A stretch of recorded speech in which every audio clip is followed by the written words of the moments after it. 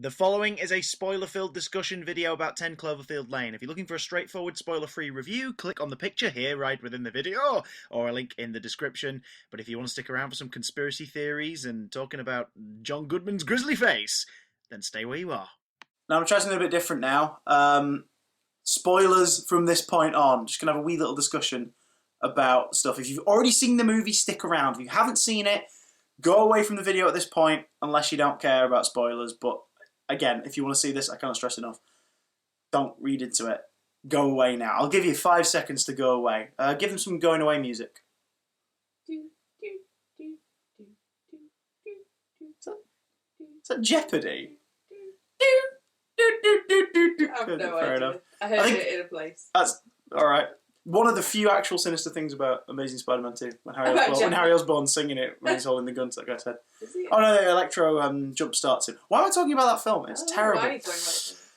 Right! Am I supposed to be talking? Yes, Oh. this is something a bit new. I saw this film with Lucy. Say hello, Lucy. Hello, Lucy. Yes, see. Always wanted to do that. Clever. So, we're going to talk spoilers. If you don't want to have a movie spoiled, go piss off! Okay, here we go. Were you disappointed that it had nothing to do with the previous Cloverfield film? You know, as soon as the film finished, I kind of was. For about a minute. And then I wasn't. Because I was like, it was a good film. I didn't care. Maybe there is a connection. There's mentions of satellites. I think there is a connection. John really Goodman's character small is... connection, but I think there is one. It's there somewhere. John Goodman's character apparently was in the Navy, and Emmett says something about, yeah, he worked with satellites. And if anybody was either nerdy enough or forced to go through it because of film studies like we were at the time of Cloverfield's release, you'll know that satellites and marine study played a big part in the viral marketing of Cloverfield and may or may not have had something to do with that creature's either creation or awakening or something. So maybe this film is set in the same world, maybe this film's set after, because there's no reference to Cloverfield in it at all. Of course, if they think a nuclear attack's happened or whatever, they're not going to be going, oh, this is like that time when a giant monster attacked New York. They're not going to be doing that, are they? So, No. But maybe the monster was a precursor to something bigger. Because at the end of this movie, in the last act, for the last 10 minutes, you find out, boom, aliens. It's aliens. But not straight up run-of-the-mill aliens, like weird freaky ships. It's like if someone took the body of the big whale from Avengers. The big, the Chitauri thing. If someone took the body of it, just the middle, just tore that out and got rid of the big massive head and the tail, that's the ship. It was just this spiny thing floating around, but it had like a squid's beak. Yeah, it was like a mix of... It was sort of like if you took the Chitauri whale and the tripods from the Spielberg War of the Worlds and just went, that'll do. In fact, you know what I thought? While we were watching it, I wouldn't be surprised at this entire film, because this film was conceived without Cloverfield's involvement at all. This wasn't Cloverfield related whatsoever. It was only when Bad Robot picked it up, they went, we've had an idea, can we add a couple little elements to it, like Cloverfield Lane being the location, and probably the satellite mention, and look at the snacks. If you know your J.J. Abrams programs, look at the snacks in the stockroom. That's all I'm saying. I think it works both as an independent film and a little kind of cheeky little nugget of Cloverfield. Yeah, because that has nothing to do with it, but sort of has the same kind of... Because people that liked Cloverfield can see the similarities in that, and can create theories and things like that. I mean, God, when did we watch it? Like 3 hours ago. 3 hours ago. We've already come up with theories of how it could be connected and stuff. So I think it's good in both instances. Oh, it's interpretation. Yeah, exactly. Like it gets you thinking. It leaves it up to you to decide what happened. But you can also think, no, it's nothing to do with it. Yeah, it might not have anything to do with it at all. I like that. It's a thinker. But this is the thing, the alien bit at the end is only sort of maybe 7 minutes long. Oh, what, sorry? The alien bit at the end. Yeah. So it doesn't destroy the experience. It's not like From Dusk Till Dawn or The World's End. Yeah, The World's End, the Edgar Wright film.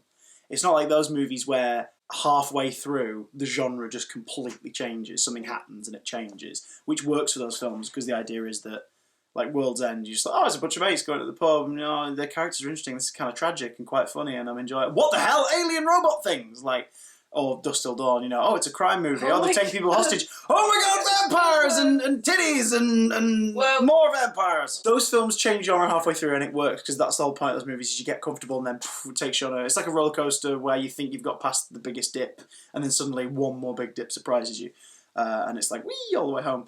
But this one, it happens in the last 10 minutes, which should be really, really jarring. And it kind of was for a minute. I was like, really? Are we doing this? No, I wasn't. But it was short. Did you not get sort of put off by it? No, because it made me think of Signs. Oh, that's not a good thing. No, right, okay, look, let me explain that. Let's invade a planet that is made of like 90% water. By the way, the one thing that can kill us is water. What if it rains? We're smart aliens! Exactly! Oh my god. That's why they invade in the summer. Right. Earth is just their summer house. Anyway, Welcome to my summer palace. Anyway, Van Helsing, she's the only person in the whole world who actually kind of likes that movie. Yeah, but It's a terrible movie. In a terrible. This is a discussion for another time. Anyway. Yeah, so Signs. I don't know how old I was. It was kind of. When did it come out? I was youngish. Going to see it for my sister's birthday with a group of her friends, and I'm not gonna lie, it scared the crap out of me. It did. Signs really. I mean, watching it, having watched it since, I've gone, oh, that's awful. Yeah. But there's still something in me that's still freaked out by it. So basically, alien invasion near And the cornfield. cornfield. Yeah. And I was like, an alien coming out of there, that's like Signs. And so and I don't like aliens anyway, they freak me out. I like watching aliens because it freaks me out, but that is something, that and robots with red eyes, I do not like. Do we think So that I was fine with it. Mary Elizabeth Winstead was a little too strong a protagonist? Yes. I have seen this in a few reviews for the movie. I read a lot of like vague spoiler-free reviews, and they said that she's a little too adaptable. Yeah, she's badass and how has that happened? She's just naturally. Well, the thing is, we don't know enough. We don't know enough about her prior this film, other than she's in the middle of a breakup with a like fiance or a husband. Aside from that, we don't know much about her. For all we know, she's been in the army. She knows karate. Like, she's just really good at scouts and beavers and cubs and all that stuff. Oh. Like, you know, maybe she's got all the woggles at home, and we're just judging her. You just said the word woggle. Woggle. There's some really grisly imagery in this film that comes in snatches. I was not expecting it. What certificate was it? 12, right? I hope not. I think it was a 12. Oh my God, look that shit up! I think it was a 12. But there's some really gruesome imagery in it. Some of it involving acid. Actually, that's probably the worst of it. Brown acid. People with the brown acid. Do it through my tear ducts.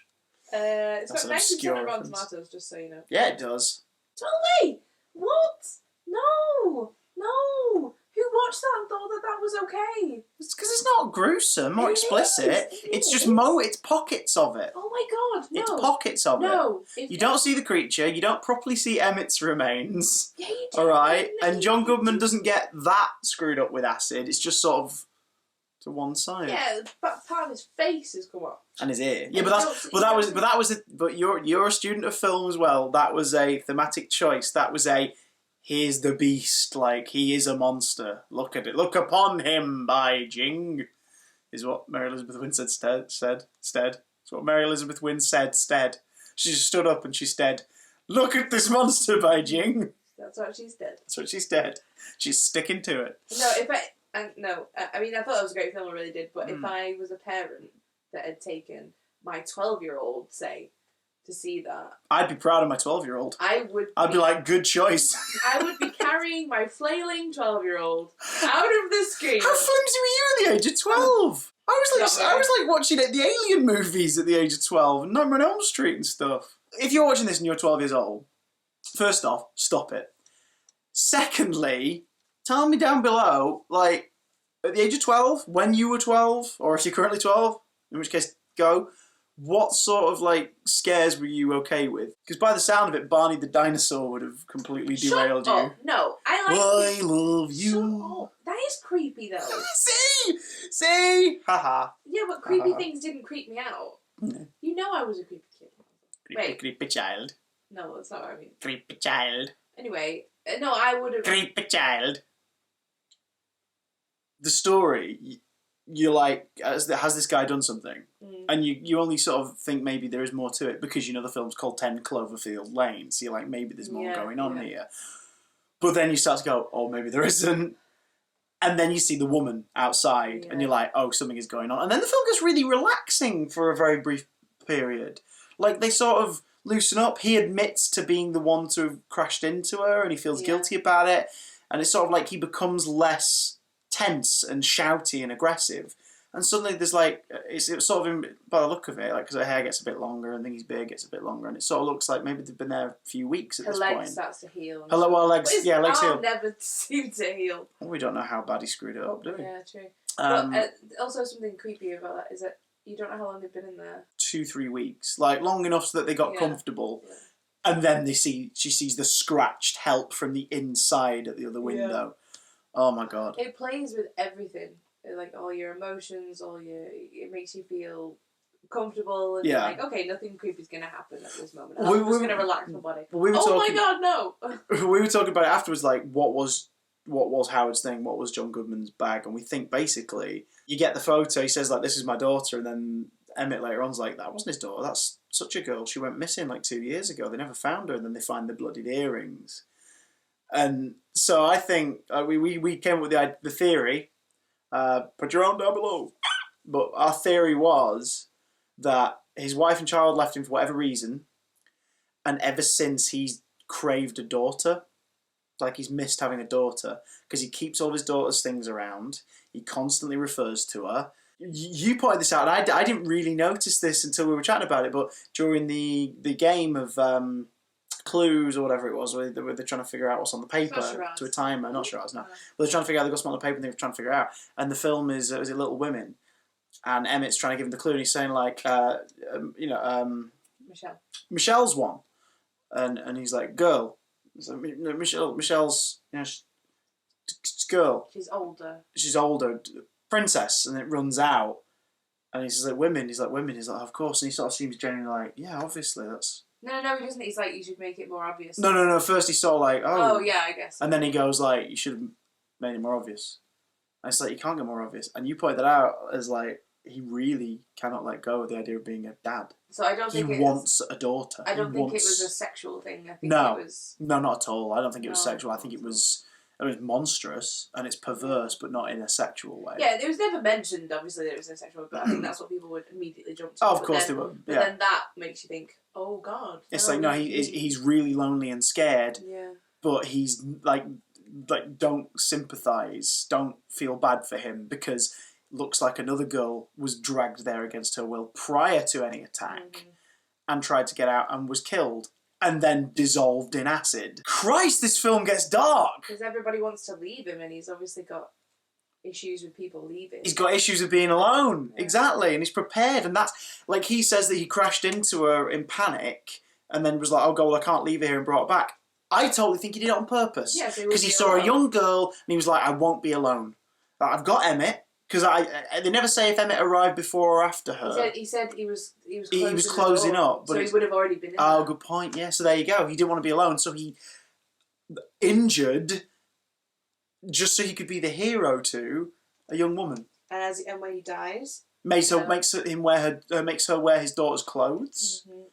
But when he shoots Emmett in the head, he does it so, and he really hates Emmett. Well, I don't know if he hates him, but he definitely detests the fact that he's there because it's ruined what he obviously put in his head as this is the future. It's me and my daughter happy are going to be family. here. We're going to be a happy family. And then Emmett arrives, and then she sort of not flirts with Emmett, but she's very friendly with him. And on the first night, and that really annoys him. And she tries to rile him up so she can steal his keys. Yeah. Oh, she plays to it. The overtly resourceful thing. Like, it's refreshing to see a lead female in that kind of peril take charge, but it was kind of like, just, you were waiting for a hint of like, oh, by the way, I'm a spy, or like, I work for the CIA, or, I will have some chocolate. Yeah. Happy Easter. Thank you. Eat them all. Not sponsored, but, I mean, if Cadbury's doing a heads up, that'd be great. Please do. We're half expecting a reveal that she's good with this sort of stuff. Or just her just off the mention it or whatever. But left to your imagination.